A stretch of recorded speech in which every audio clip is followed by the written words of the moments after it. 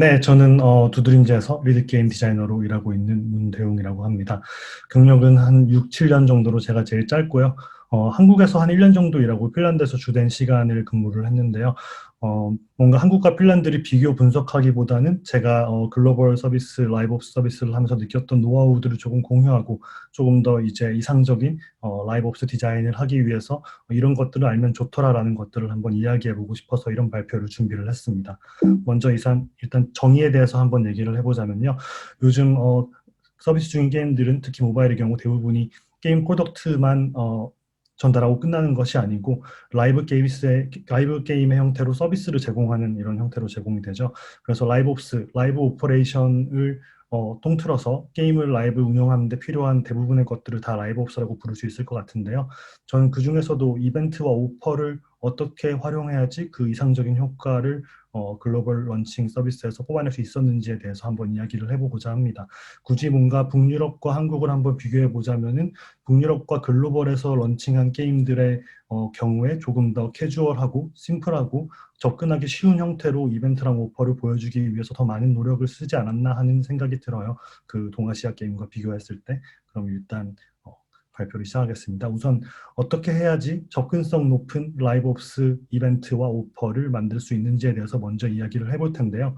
자, 이제 신규 유저가 게임을 시작했다라고 칩시다. 그러면 이제 그 시점에 맞춰서 라이브 옵스에 설정되어 있는 이벤트들이 다 나타나겠죠. 그리고 유저는 그 이벤트를 하나씩 하나씩 경험하면서 게임 경험을 쌓아 나가게 될 텐데요.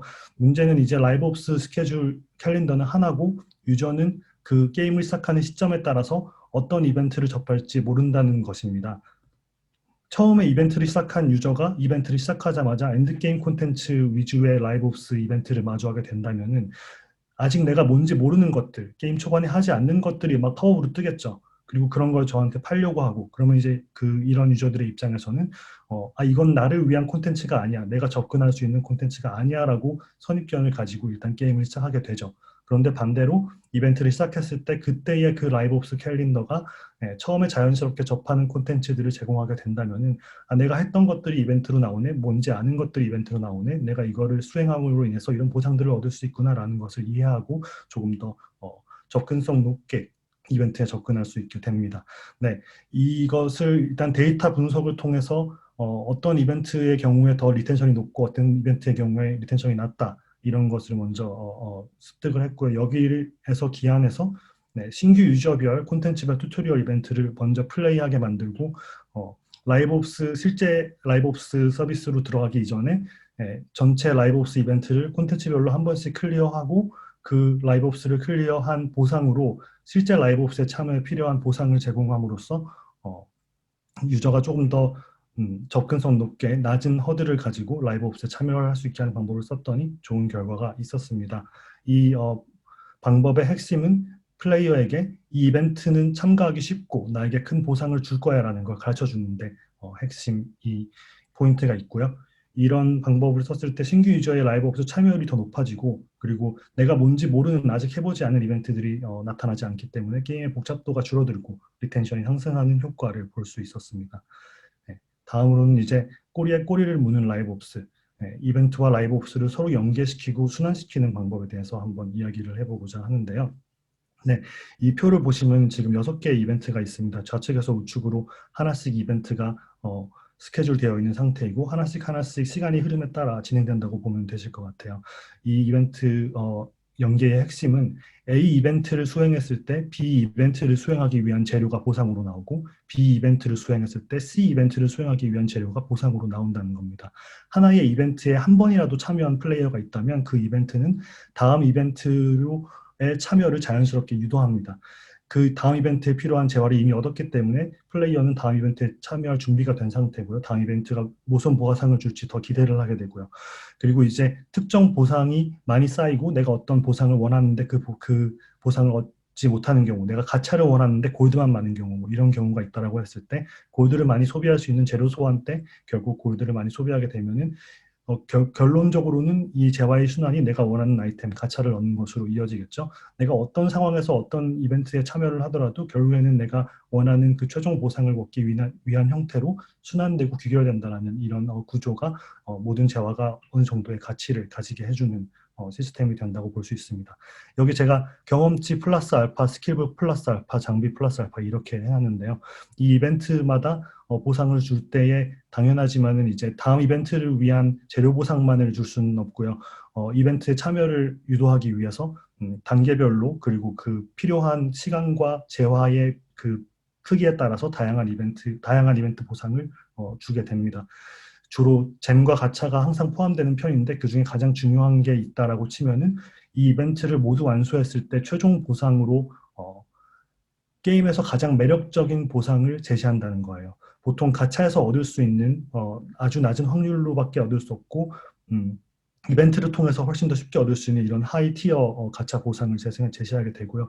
이벤트가 클리어하기 쉽고 난이도가 쉬운 경우에는 낮은 티어의 영웅, 이벤트가 클리어하기 조금 더 어렵고 비용을 많이 요구하는 경우에는 조금 더 고티어의 영웅을 주는 식으로 이렇게 보상을 하게 됩니다. 그러면 이제 유저는 주로 이 마지막 보상을 받기 위해서 계속 달리는 거죠. 이때 저는 밸런스를 짤 때 이런 형태로 밸런스를 주로 짰었는데 결과가 괜찮았어요. 이벤트 완수에 최적화된 플레이를 할 경우에 플레이어가 이벤트를 약 80% 정도 완수할 수 있도록 했습니다. 그리고 이제 최종 보상이 눈앞이라서 그냥 넘기기 아쉽다라는 이런 상황을 유발해서 결제를 유도하는 거죠.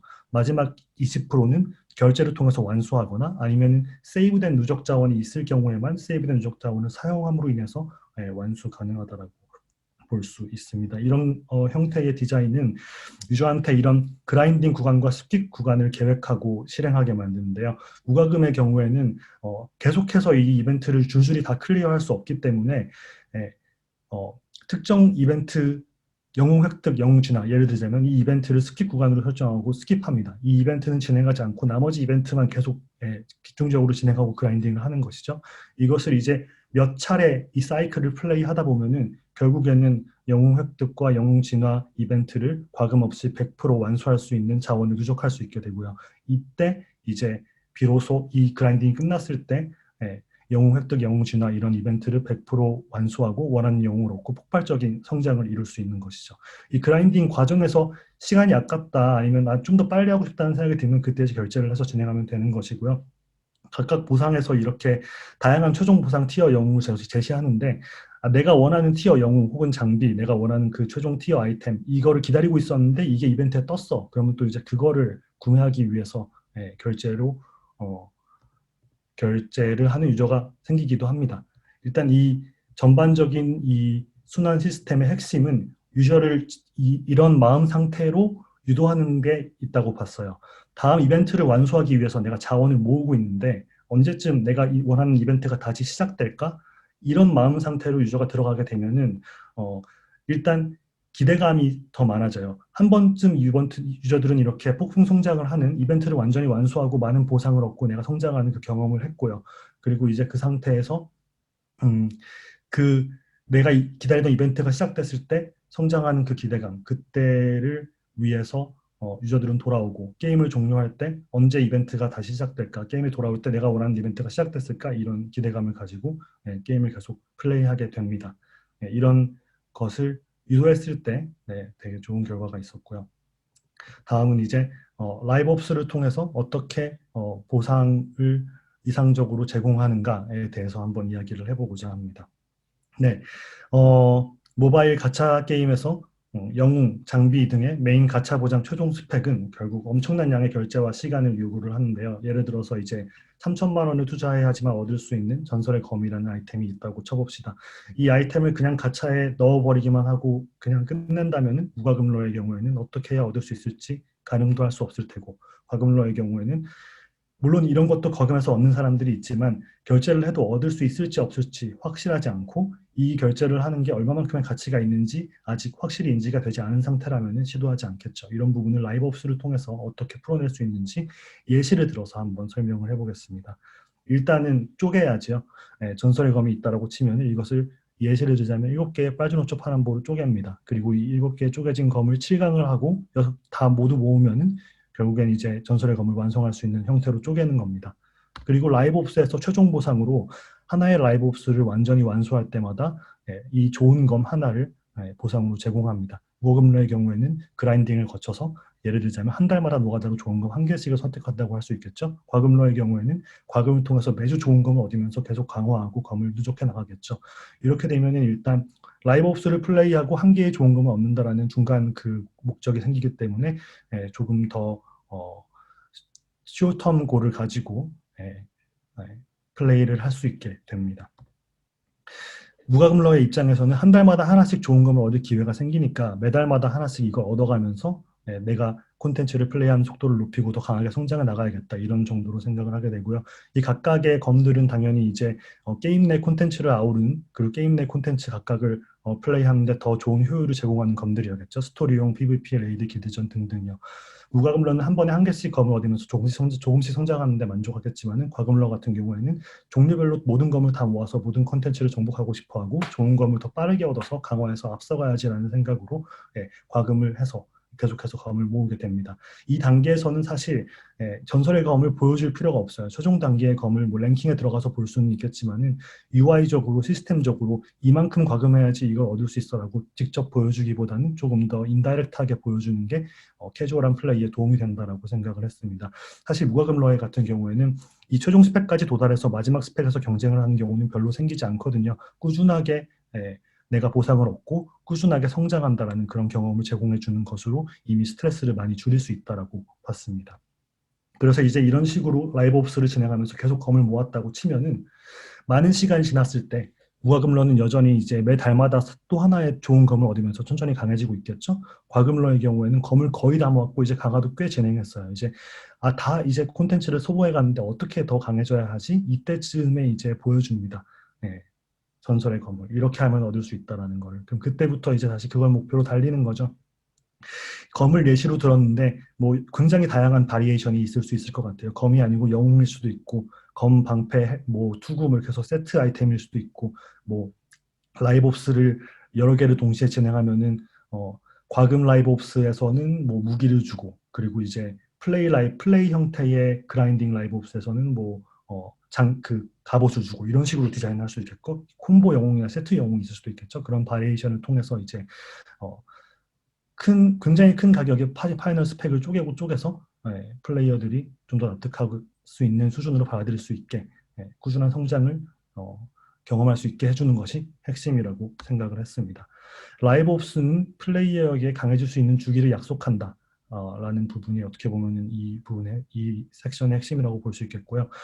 제가 서비스를 하면서 느낀 거는 성장의 최종 스펙이 얼마나 높은지 거기에 비용이 얼마나 들어가는지 그 자체는 큰 문제가 아니라는 생각이 들었습니다. 뭐 이런 영웅, 이런 검 얼마 들여 얻을 수 있다 이런 것들이 결국 이슈가 되기는 하지만은 사실 대부분의 이런 가차가 들어간 성장하는 형태의 RPG 게임이 끊임없이 성장하는 그 과정 자체가 즐거운 것이고 그 때문에 게임을 플레이하는 것이고 성장의 과정이 완전히 멈추게 되면 게임의 콘텐츠가 끝나게 되는 것이라고 저는 봤습니다.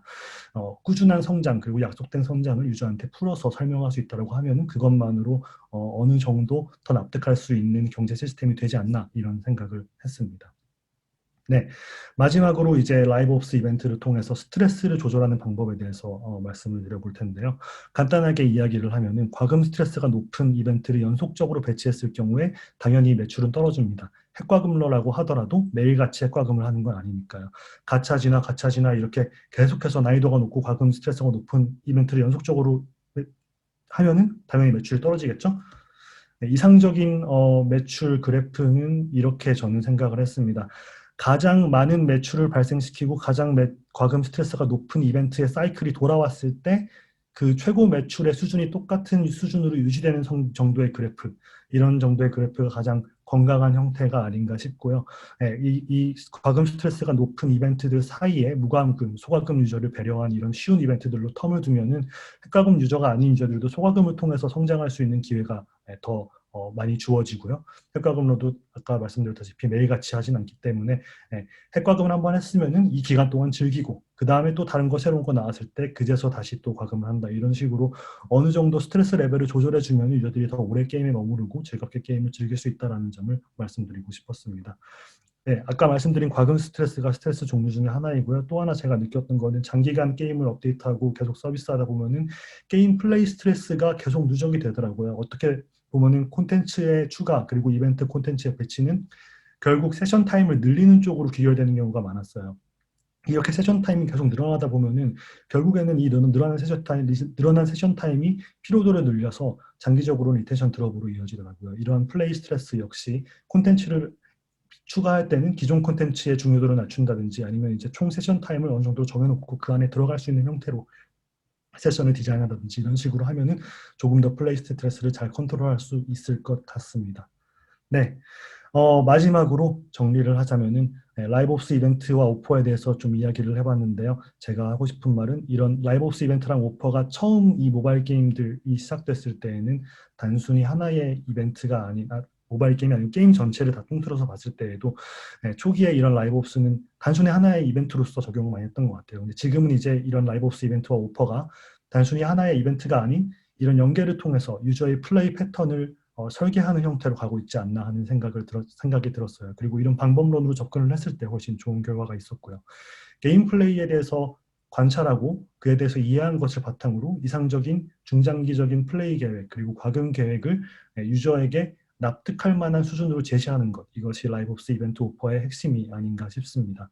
제가 몇 가지 예시를 들었지만은 사실 게임마다 이상적인 플레이 패턴은 전부 다를 수밖에 없거든요. 그래서 게임마다 또 그 심하게는 업데이트마다 최적의 라이브옵스가 무엇인지는 항상 다른 것 같습니다. A게임에서 통하는 라이브옵스가 B게임에서 반드시 통하라는 보장은 또 없고요. 이것을 계속 플레이하고 데이터를 분석하고 피드백을 주고받으면서 그리고 업데이트를 계속하면서 가장 이상적인 라이브옵스를 찾아가는 과정이 라이브 서비스가 아닌가 이런 생각을 해봤습니다. 네, 제가 리허설로 혼자 해봤을 때 시간이 너무 많이 들어가서 제가 자기소개를 빼고 못했는데요. 지금 시간이 얼마나 됐죠? 혹시 조금 더 해도 되나요? 네, 마무리 1분 해주시죠. 네, 네. 감사합니다. 사실 끝났는데요. 이거는 그냥 뭔가 북유럽에 대한 얘기를 한번 해볼까 해서 그냥 간단하게 제가 자기소개를 못하고 넘어갔기도 해가지고 네. 네. 저는 지금 두드림즈라는 회사에서 일하고 있는데 제 업무 같은 경우에는 주로 이제 라이브 옵스 서비스, 이코노미 디자인, 피처 디자인 이런 거를 일하면서 업무를 했어요. 한국에서 1년 정도 일하고 다시 핀란드에서 계속 일을 했었고요. 이거는 이제 회사에서 이제 파티를 할 때 찍었던 사진인데 어, 느꼈던 문화적 차이점 중에 저한테 가장 크게 와닿았던 것들 중에 하나는 음, 이제 모두가 평등하고 우리는 모두 친구라는 느낌으로 일을 할 수 있었다는 게 저는 되게 와닿았던 것 같아요. 이게 사진이 그거를 보여주는 하나의 예시인 것 같아서 되게 회사 내에 나이도 다양하고 뭐 취향도 다양하고 굉장히 다양한 사람들이 모여 있는데 우리는 모두가 평등하고 그게 너무 자연스러워요. 그런 그 환경 안에서 좀 더 즐겁고 편하게 일을 할 수 있는 부분이 있지 않았나 싶었습니다. 네, 이상으로 발표를 마치겠습니다. 감사합니다.